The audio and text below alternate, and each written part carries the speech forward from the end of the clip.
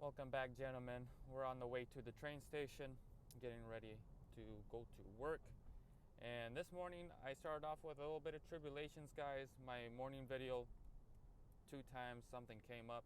The first time, my ring light died in the pitch dark morning, so I wasn't able to record while driving. So I decided, okay, that's not going to stop me from making the video. I'm going to park in the parking lot. There's some light there at least.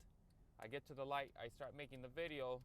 About 5-6 minutes in, my camera shuts off for some reason. I have no idea.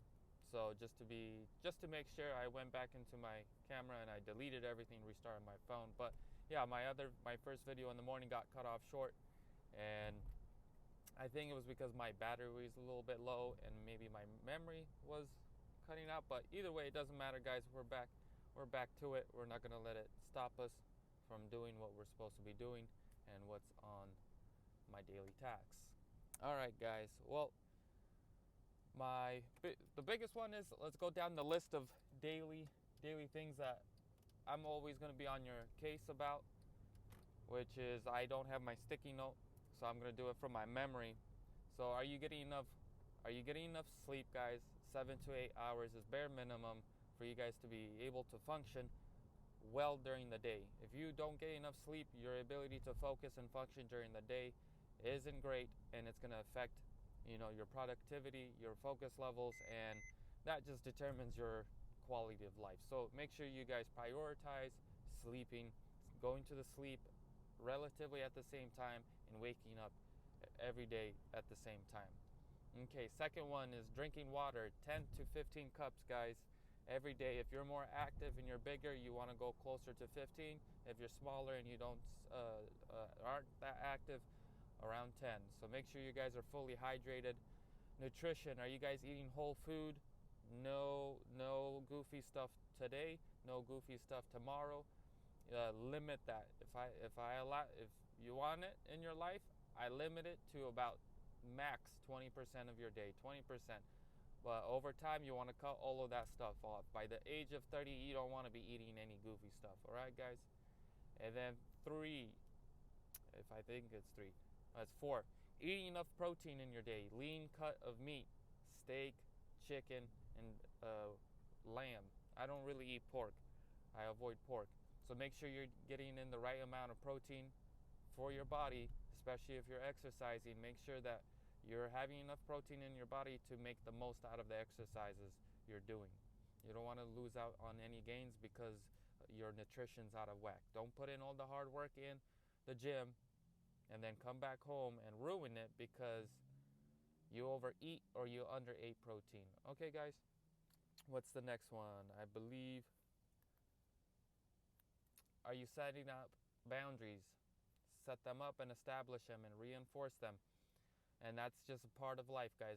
It's easy. It gets easier to enforce your boundaries when you know exactly what you should be doing every single day. All right, guys. So make sure you make sure, right, on the weekends you're planning out your day, how it looks like, visualizing how does a perfect day look like.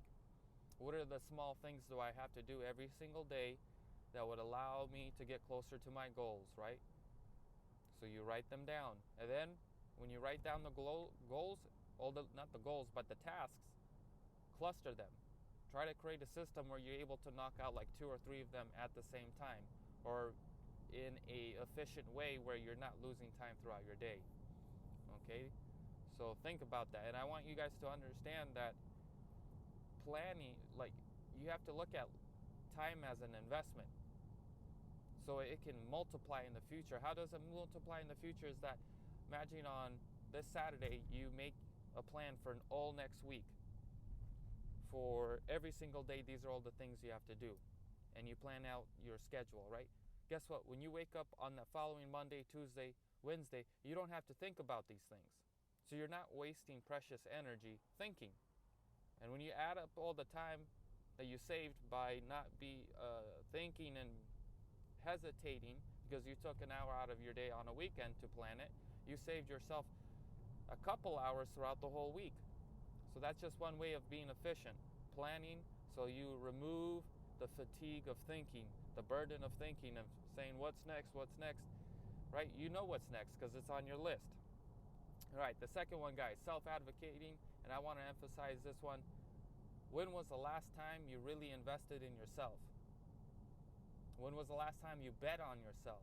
Really think about it. It's you have to do these things. If you're not going to invest in yourself, or you don't find yourself worthy of investing, how do you think people around you will feel? Particularly when it comes to a woman, right? You need to invest in yourself because you see potential. You do have potential. You probably haven't realized it. Maybe you don't have a person in your life that called out a talent, or you're really good at this, right? But you got to figure that out. If you don't have that kind of support system, ask a buddy, ask a friend, ask a teacher, ask a coach. Is there something about me that I might be unaware of that I'm actually good at? There has to be something. Cultivate it. There is a talent. Every single person has a talent. Trust me. Some people have such a talent of making facial expressions to the point where they get millions of views. What are they providing? A type of value. In what form? Entertainment. I wouldn't say it's the best entertainment, but it's entertaining. It entertains people. Right? It could be the weirdest talent, guys. So invest in yourself. I would recommend anything that helps you overcome social anxiety. So talking. Read a book about how to socialize. Sign up for courses, online courses, how to communicate. Do something to invest in yourself. I bought courses and online courses and coaches here and there. Sometimes I feel like I overpaid, but in the long run, it paid off because I picked up so much knowledge out of it, and it's repaying. So you don't just use knowledge. You have to use knowledge, right? Wisdom uses knowledge to gain understanding. When you gain understanding from the application of knowledge, you get stronger. The world didn't get easier, you just got stronger. Okay, don't fall for the trap, the media crap, that the world will change for you. Okay, the world will get easier. No, you just have to get stronger, okay? Figure out how to grow, what do you need to grow in, what skills are you able to leverage that you already are talented in, and that's your way out. That's your way of getting stronger. Your competitive advantage is your talents. Cultivate them. Don't throw them away. It is your ticket to greatness. It is also your ticket for inner glory. It's also your ticket to obeying your Creator. Okay? The next one, what do I believe the next one is? Reflecting during the day and at night. Reflect on your nights, reflect on your day.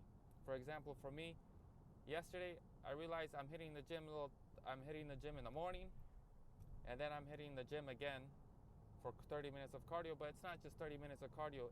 In totality, it takes up an extra hour of my day. Driving back, cleaning up, washing up, right, stretching, blah, blah, blah. Before I know it, hour and a half is gone.